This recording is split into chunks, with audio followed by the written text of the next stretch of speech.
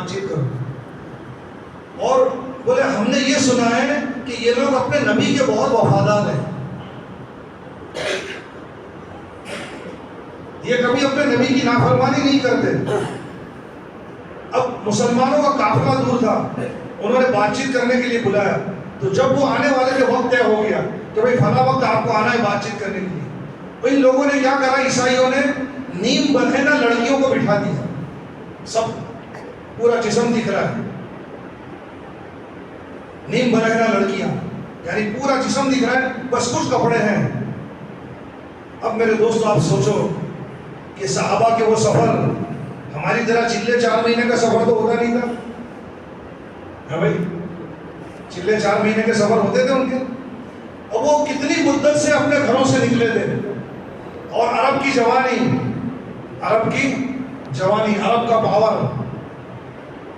اور یہ روم کا حسن, یہ جو عیسائی لڑکیاں بیٹھی تھی, انگلی لگاؤ تو میلی ہو جائے, سب ایسی لڑکیاں نیم برہنہ بیٹھی ہیں. لیکن میرے بھائیوں, صحابہ اکرام کے سامنے ایک آیت ہے قرآن پاک کی, قُلْ لِلْمُؤْمِنِينَ يَغُضُّوا مِنْ أَبْصَارِهِمْ, اے میرے نبی آپ کہہ دو کہ ایمان والوں اپنی نگاہوں کو نیچی رکھیں. وہ سارے صحابہ اور تابعین سب کے سب کی نگاہیں نیچے, وہ لڑکیاں بیٹھی ہوئی ہیں. اب جب یہ پورا قافلہ وہاں پہنچا ہے تو وہ جو عیسائی پادری تھے انہوں نے کیا کہا کہ بھائی, ابو عبیدہ بن جراح کو کہا بھائی تمہارے امیر صاحب کو بلا لو, ہم بات چیت کرنے کے لیے تیار ہیں. تمہارے امیر صاحب ہیں نا مدینہ میں, ان کو بلا لو. ابو عبیدہ بن جراح نے خط لکھا, امیر المومنین آپ تشریف لے آئے. حضرت عمر رضی اللہ عنہ تشریف لائے اور چابیاں دے دی انہوں نے.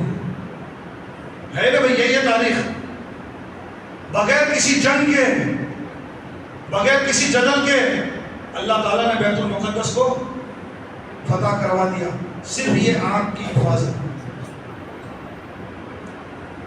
نگاہوں کی حفاظت. بھائی ہم سب کریں گے, اپنی نگاہوں کی حفاظت کریں.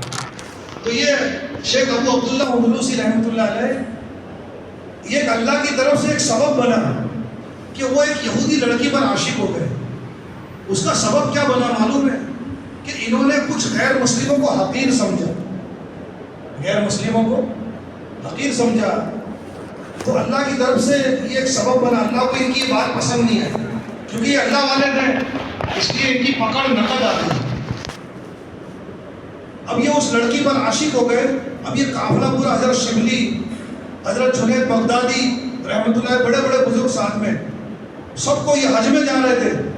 وہ حضرت تو اس لڑکی کے پیچھے ہو گئے اور وہ لڑکی کے گھر پہنچ گئے, اور جا کر اس کے باپ سے یوں کہا کہ میں تمہاری لڑکی سے شادی کرنا چاہتا ہوں. تو لڑکی کے باپ نے یوں کہا کہ شادی ہم کریں گے لیکن ہم تو یہودی ہیں اور تم مسلمان ہو, تم کو یہودی بننا پڑے گا. تو کہا ٹھیک ہے, یہودی بھی بننے تیار ہوں. 30,000 حدیثیں یاد ہے اور 7 قرات سے قرآن پڑھنا جانتے ہیں. سارا علم اللہ تعالیٰ نے چھین دیا, سارا علم. اب وہ جو قافلے میں ساتھی ہیں وہ کہنے لگے حضرت کو کیا ہو گیا. یہ کہا حضرت آپ کو یہ کیا ہو گیا. فرمایا کچھ نہیں ہوا, تم جاؤ, میں یہیں رہوں گا. خیر وہ سب چلے گئے. اب یہاں پر حضرت کا کیا حال ہے معلوم ہے, وہ جو لڑکی کا باپ تھا اس نے 2 شرطیں رکھی. ایک تو یہ کہ آپ یہودی بنیں گے, دوسرا یہ کہ ابھی تھوڑے ٹائم ہمارے جو یہ خنزیر ہیں اس کو آپ چلائیے. تو جس عصا کے ٹیکے سے آپ جمعہ کا خطبہ دیتے تھے, عیدین کا خطبہ دیتے تھے, وہی عصا لے کر وہ خنزیر کو ہاں کریں.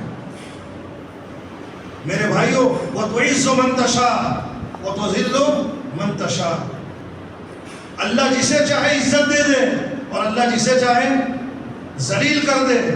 ڈرنے کا مقام ہے, میں بھی ڈروں, آپ بھی ڈرو. بہت بڑے بڑے بیان کرنے والے آج پتہ نہیں ان کا کہاں چلے گئے.